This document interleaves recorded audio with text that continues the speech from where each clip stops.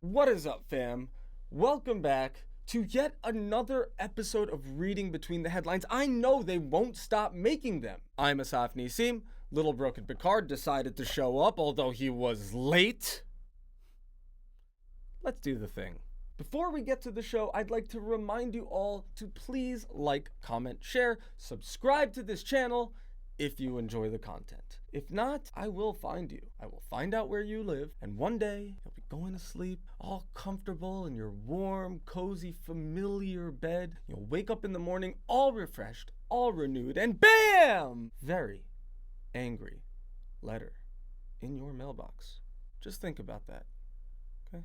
This from the Daily Mail. Bournemouth star Jordan Ibe, 24, is given 16-month road ban and £7,500 fine after crashing his £130,000 Bentley into a coffee shop at 4 a.m., then reversing out and driving home. Jordan Ibe has been regarded as an exciting young talent since his debut for Liverpool way back in 2012, which should really tell you something because he hasn't really blasted off like people thought he might. We talked about him on the show in the past. He really made an impression on me early on in his Liverpool career, but really he's pretty much fallen off lately, hasn't he? He's up for contract renewal and that's in doubt.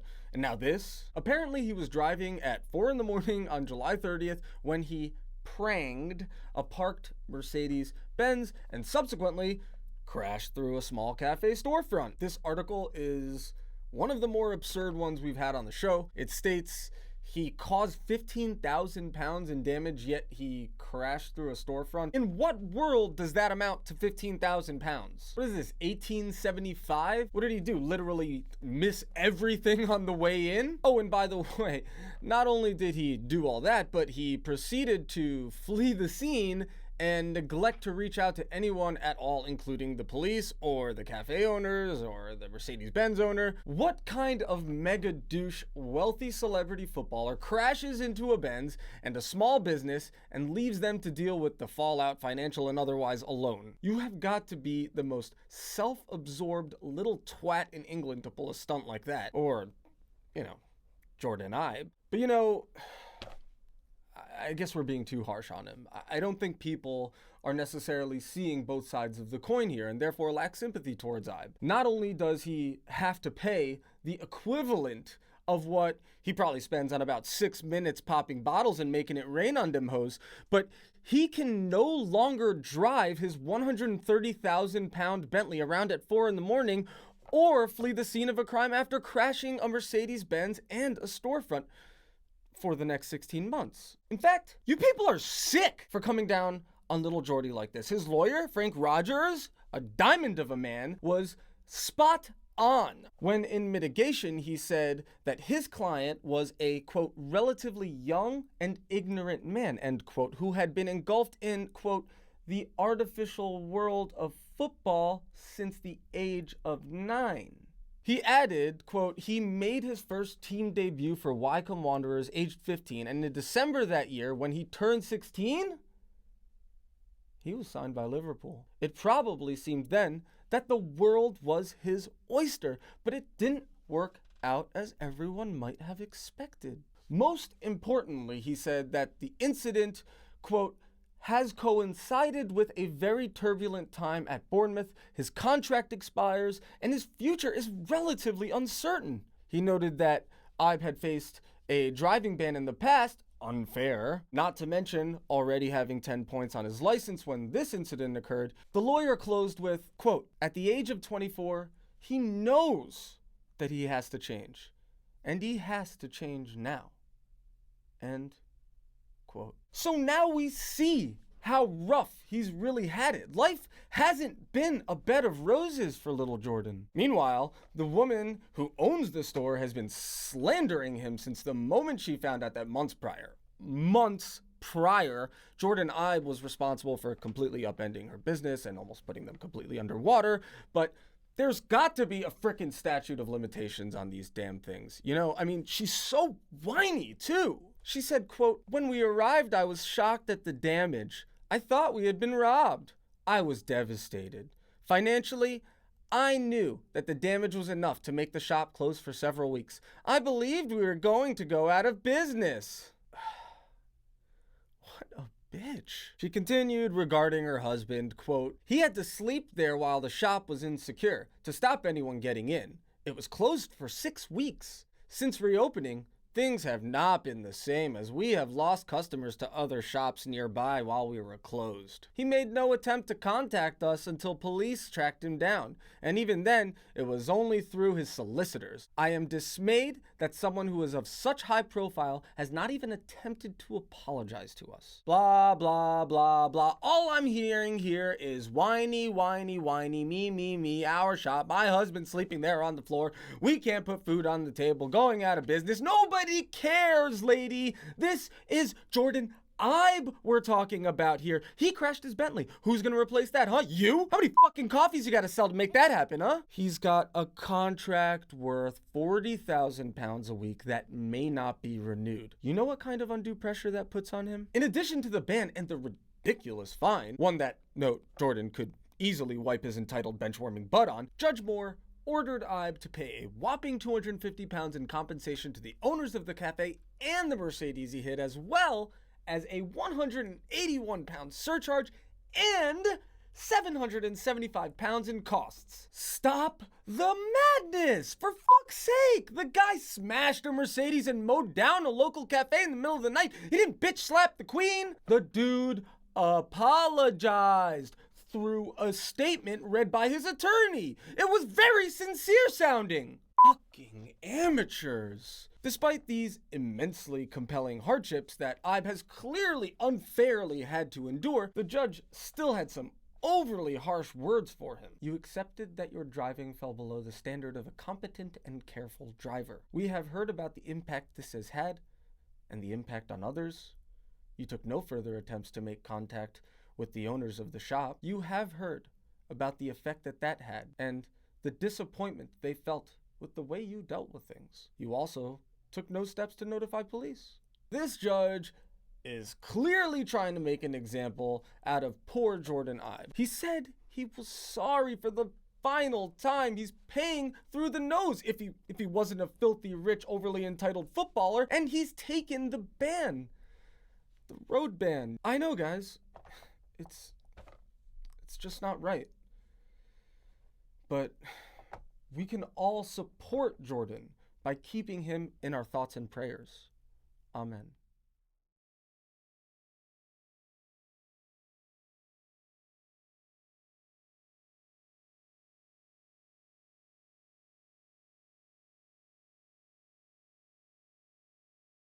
Speaking of Liverpool, let's take a look at our match of the week.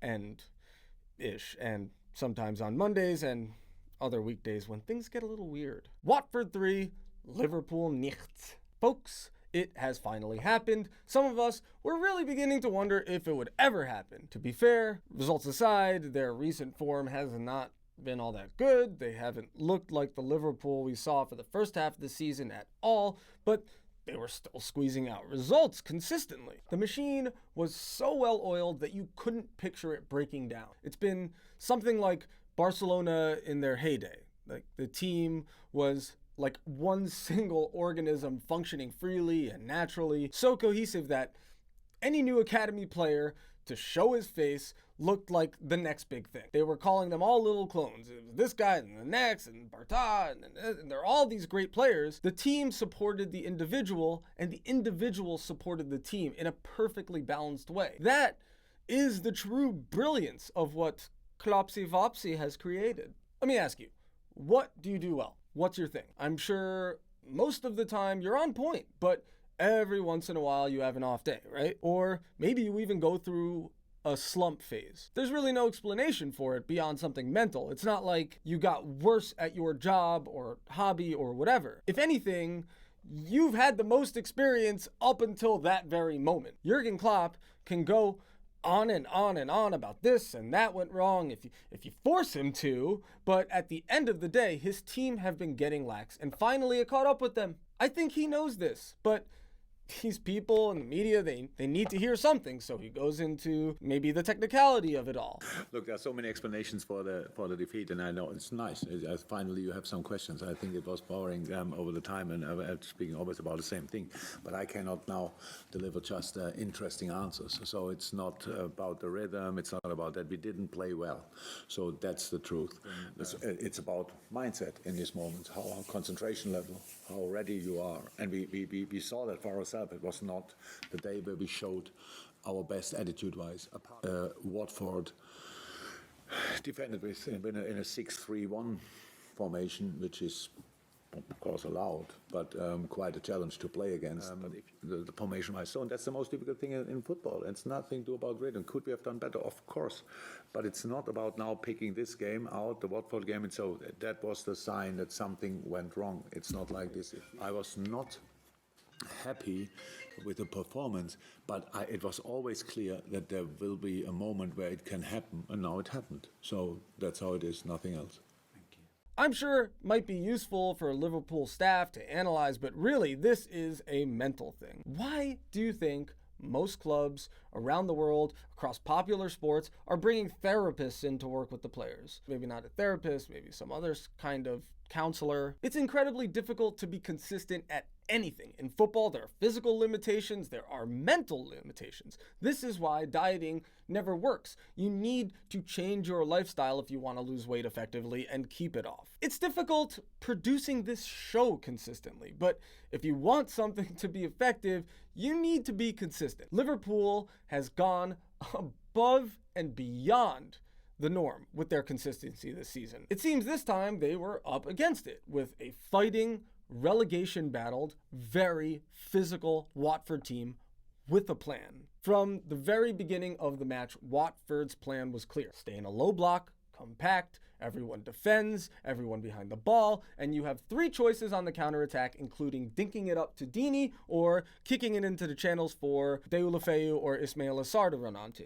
No outlet for Watford to play through, they can just look for Deeney and I'd say you'd have a decent case if you were to claim that Deeney does hold up play as good as anyone else, at least in this match. He's so good at this that even when he doesn't get anything on an air ball, for instance, he's still so physically engaging that it puts defenders off and allows for opportunities to sweep the ball up high up the pitch and capitalize. Much of the hype and media attention was heaped on Sarr, and look, let me be the first to tell you, it's well-deserved. I love a dynamic, athletic player. He's a fighter too. Watford's record signing from Rennes. But what I love about Deeney is that he knows who he is. He knows who he is as a player. No disrespect, he's a very talented player, but he's been in the championship or much lower at least half of his career. At 31 years old, he's had time to learn what his strengths are as a player and how to use them to affect the game as much as he is capable. Against Liverpool, he was the workhorse for me. Without him, most of Watford's attacks end before they begin, and he did a stellar job against the top quality at Liverpool. Notice how he positions himself so well that with the use of his body, he's able to affect Dejan Lovren enough, not even get a touch, but affect Lovren enough to scrape together what ends up being a damn good chance. He uses his physicality every time the opportunity arises. It's second nature to him. I feel like in his head, every time he bodies a dude, he gives himself a little shout out. A lot of people think that they know Troy Deeney. I'm Troy Deeney.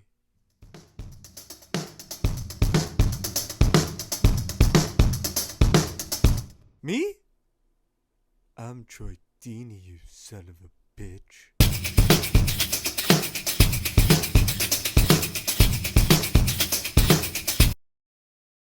Deeney!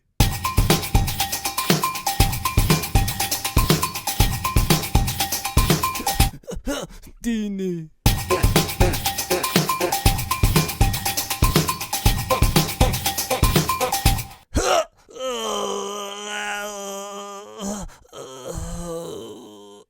Deeney, sorry. Good boy. Wait.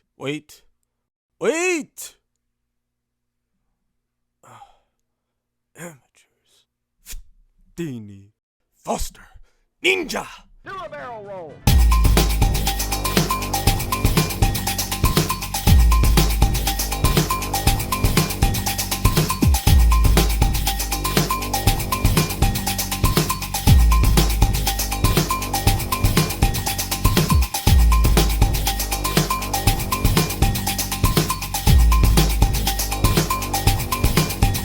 Troy Deeney. I gotta say, as a person who generally enjoys less direct football, this game was extremely exciting, and I really enjoyed watching Watford do a job. First half was kind of a joke from a Liverpool perspective. It ended 0-0. Watford were probably the better team with better chances, and everyone expected Liverpool to come out fighting second half. Spoiler alert, they expected wrong. Watford did this all without probably the most creative attacking player, Gerard Deulofeu, who himself looked awesome the first 30 minutes before he came off injured. Poor kid, it looks like he's going to be out for the rest of the season with an ACL injury. But Watford did everything right. Everything from stymieing Liverpool's attacks to showing the mascot what being a Hornet is all about. It involves touching. And this Nigel Pearson face. People, the media, have been repeatedly dissecting this loss over and over again, and I'm sure with the convincing loss to Chelsea in the FA Cup recently, there will be even more inquests. But again, this is about a team losing that magic glue, losing the confidence, losing the cohesion, the swagger, maybe the impetus, when they've already basically won the league. It surprisingly didn't happen sooner. Well, I guess you could argue that it did happen sooner, but they were still squeezing out the results. Make no mistake, Liverpool will win the title. That was the main objective. I can't imagine this slump will last much longer, but it won't take much to put them over the line anyway. Well, folks, it's that time again. That does it for this week's episode of Reading Between the Headlines. Thank you so very much for hanging out with me. Another reminder to please like, comment, share, subscribe to this channel, and as per usual, from myself and from the littlest, tiniest, brokenest Picard, so tiny, so broken. And yet we still hope that you live football and prosper.